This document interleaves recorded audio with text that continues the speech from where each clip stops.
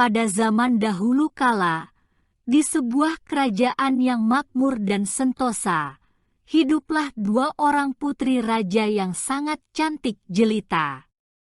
Mereka bernama Candrakirana dan Dewi Galuh.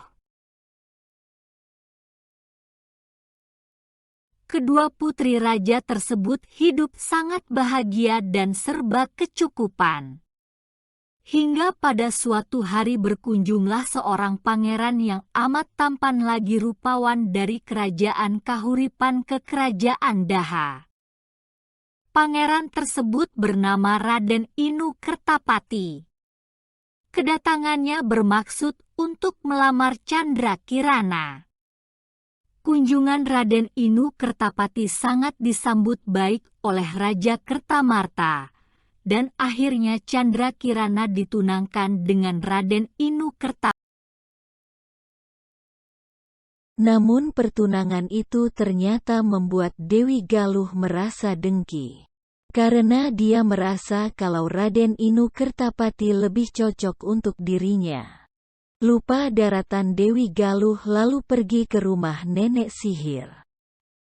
Dia meminta agar nenek sihir itu mengutuk Candrakirana menjadi sesuatu yang menjijikkan dan dijauhkan dari Raden Inu. Nenek sihir pun menuruti permintaan Dewi Galuh, dan mengutuk Candrakirana menjadi keong emas, lalu membuangnya ke sungai.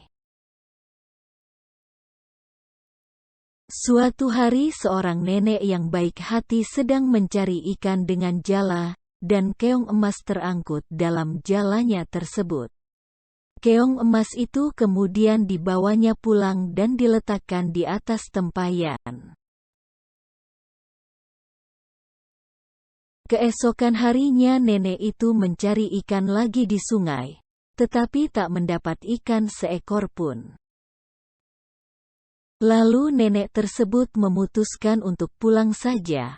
Namun sesampainya di rumah ia sangat kaget sekali, karena di meja sudah tersedia masakan yang sangat enak-enak. Si nenek bertanya-tanya pada dirinya sendiri, siapakah yang mengirim masakan itu? Kejadian itu berulang setiap harinya. Karena penasaran, keesokan paginya nenek ingin mengintip apa yang terjadi pada saat dia pergi mencari ikan. Nenek itu lalu berpura-pura pergi ke sungai untuk mencari ikan seperti biasanya, lalu pergi ke belakang rumah untuk mengintipnya.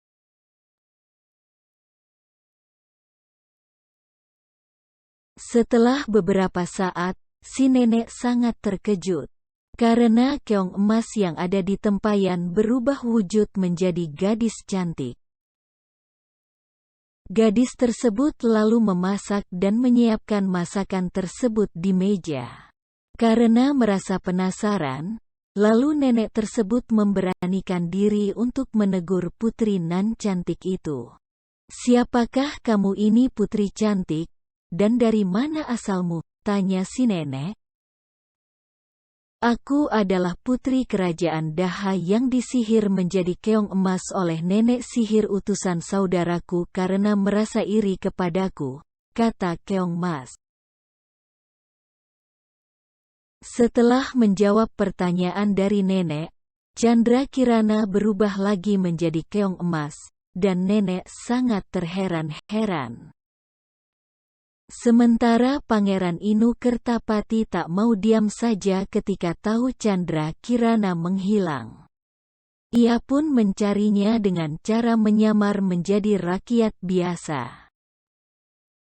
Nenek sihir pun akhirnya tahu dan mengubah dirinya menjadi gagak untuk mencelakakan Raden Inu Kertapati.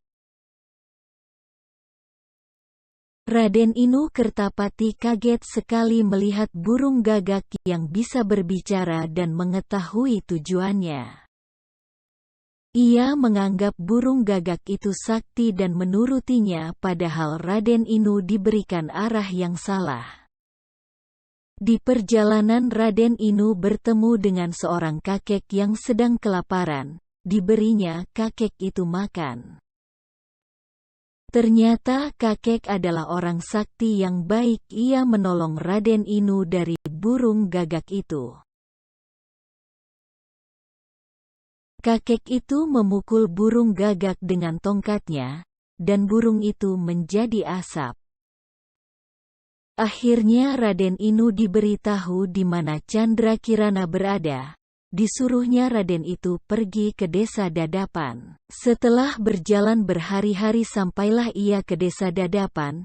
Ia menghampiri sebuah gubuk yang dilihatnya untuk meminta seteguk air karena perbekalannya sudah habis.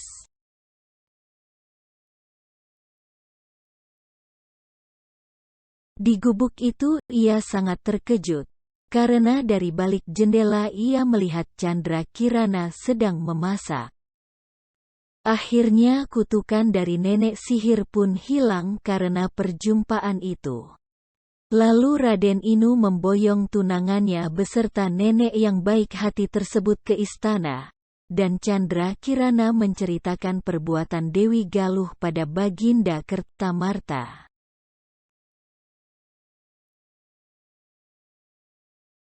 Baginda minta maaf kepada Candrakirana dan sebaliknya.